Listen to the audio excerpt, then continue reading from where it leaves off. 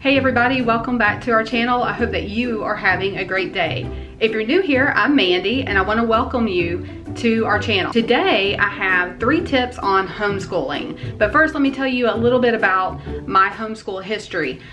We have been homeschooling our kids for 9 years. I have one in 8th grade and one in 2nd grade. And we have learned so much over the years. We have changed so much and we have accommodated according to our kids' needs at the time. And I feel like with these 3 tips that I have for you today that they have helped out tremendously. So whether you're new to homeschooling, considering homeschooling, or you've been around in the homeschool world for a while, I hope that these tips not only help you, but also encourage you in your homeschool journey. So without further ado, let's get to tip number 1. The first tip is to know your child. And by that, I mean, what are your child's strengths? What are your child's weaknesses? How does your child learn? These are some questions that you can really ask about your own child and kind of discern what works best for them. So for us, I have one kid that just loves to learn visually, and I have another kid that can learn more academically. And by that, I mean, I have one kid that can really absorb through the textbooks, and then my kid who learns visually needs hands-on videos, anything like that to keep them active and moving. And we kind of integrate both of those ways of learning into our homeschool, and it's been tremendous. It's been a great help. Some kids just do better with a traditional, homeschool setting, and others just need a little bit, just something to help motivate them, and that just helps them creatively.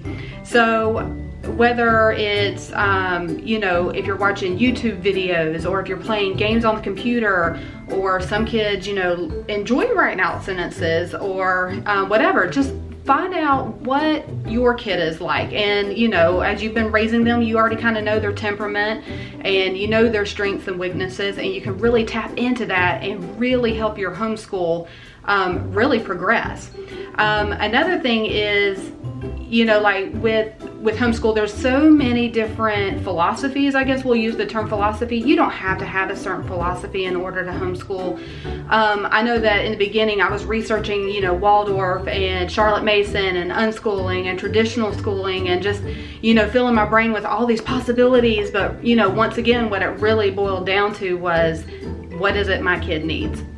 And then from there, I was able to really just tap into that and just kind of figure out what works best for them. So know your kid and just kind of dive in that way, what works best for them. And honestly, it's not really kind of what we need.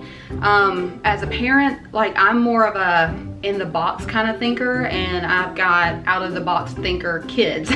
So I really have to, stretch, what I know and do different things for them. So if it's those YouTube videos and not, reading out of a text manual, then, or a textbook rather, then, I've got to let go of that more traditional sense and, help my kids learn in the way that they can. All right, so that was tip number 1, is to know your child. Tip number 2 is be flexible. Hands down, actually this probably should have been number 1, and these aren't in any particular order, but being flexible is probably hands down the number 1 reason why we love to homeschool in the first place. But it also helps people like me who love routine and love schedule. It also helps me relax a little bit, because in homeschooling, you're gonna need to be flexible. Sometimes a kid gets sick, or sometimes you go on a vacation, or sometimes you have people stop in at your home when you weren't expecting them to, or just, anything can happen during the day, and you just really have to learn to go with the flow. And that is so hard for me personally to do, but I have done so much better every single year, and I think this year has been one of our best years so far, because I'm just kind of going with the flow. And an example of that would have been yesterday, for example. It was Monday and I was ready. Okay, it's Monday, let's get going and we're gonna start the week fresh. And I had one kid that just did not sleep well through the night, and she was exhausted. So instead of cramming math and spelling down her throat first thing in the morning, we watched some Little House on the Prairies, and we did a lot of out loud reading. So that really helped set the tone for even today. So we were able to jump back into our regular, academic type learning, and it wasn't, nobody was exhausted, and it just kind of kept the pressure off, and we just keep moving forward. So being flexible in your, your homeschool routine, have a routine, but just know that there needs to be some wiggle room sometimes. But with that flexibility, like I said, was one of our reasons why we love to homeschool, because with that, we can take, you know, a trip to the Space Center, which is on our list, or go to museums, and we can take, you know, beach trips. We don't try to turn everything into a learning experience, but you know, we are homeschoolers, so we're always learning something. And I do try to, you know, not point out all the aspects of, you know, the beach or the forest or whatever we're doing, but it's hard, you know, and kids are curious and they ask questions anyway. So we always find ourselves teaching, not just in our, you know, in our home, but out in the world also, as we, you know, travel and do adventures and hike and the beach and everything. So, you know, being able to be flexible, you know, with our routine allows us to actually, you know, involve them more in the world and being able to learn so much more. I think, you know, another aspect with being flexible would be sometimes you know, you've done your research and you know what you're going to do for the year, or you bought this curriculum and you get going and it's like the first couple of weeks and then you're just like, this is not working. This has happened to me so many times, and I think that's why, you know, over the last 9 years of homeschooling, we're in our 9th year. So over these last 9 years, I'm kind of figuring out quickly like what works for our family. So sometimes those big box sets don't work, and people ask me a lot, you know, what curriculum do you use? And I used to do the same thing. And when I had a friend several years ago said, you know, well, I just kind of pull from here and I pull from there, I'm like, how do you do that? But there are so many resources out there today, from YouTube and Netflix, Amazon Prime, the library, you know, going on a hike, going to a museum, going to a friend's house, or doing co-ops. I mean, there's so much out there. And if you were just not willing to be flexible and you were stuck in your little, you know, we got to do, you know, math and science and history and, you know, whatever, you know, from this book or whatever, then your kids and yourself would miss out on so much opportunity and learning experiences that are out there. So my encouragement would be just be flexible.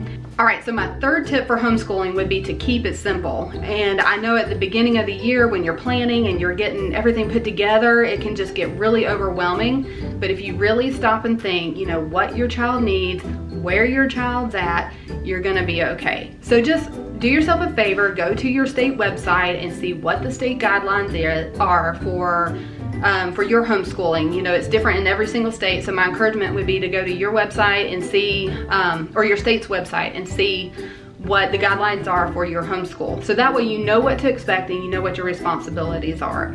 And then the second thing would be is just start, you know, plugging in, you know, the different, you know, reading, writing, arithmetic, and then, you know, especially when they're younger, and then as they get older, the history and the science, the language arts, and the, you know, foreign languages and all that stuff. So at first I would encourage, you know, especially as you're getting going, is just, you know, keep it simple. Don't overwhelm yourself, and know that learning is happening all of the time. And I struggled with that a lot because I guess, you know, how we do, we'll compare, you know, where your kid is to where, you know, another child is, or something that they might be struggling in, and you're just not seeing them progress. But really, if you know, maybe keep a journal about how they're doing through the year, or even think back to, you know, where they were the previous year, you know, really realize that there has been progress. And that's what you want to see, is progression. Are we moving forward? Are we making progress? So just keep it simple. Don't stress out. Everything's going to be just fine. There are so many resources, and I know I've already named all my favorites, which are on YouTube, obviously, Netflix and all of that, but there's so many resources out there today to where you can really figure out what you need in your homeschool and just how to keep it kind of simple. And then as you progress, you can start adding a little bit more to your homeschool days, and without getting overwhelmed and wanting to call it quits. So I hope that you guys have found some value in this video. Those are my 3 tips. Just know your child, be flexible, keep it simple, and that can really, really, really help you and your family have a great homeschooling season. I hope you were able to find this video not just informative, but a little bit encouraging too. I'm always looking for, you know, more information and just a little bit of encouragement, and YouTube has been a great place to turn to that, and that's why I wanted to put out, you know, a few tips of my own. So maybe I'll have some more, because I just, you know, I'm always talking to people about how do I homeschool? How do you do that? You know, I could never do that. Well, yes, you can, because it's really not that bad if that's for you and your family. But everybody, you know, just, you got to do what's best for you. And that's just kind of our motto in life. So if you found this video helpful and you really enjoyed it, give us a thumbs up, and also don't forget to hit the subscribe button so you never miss a video. I'll see you next time. Bye.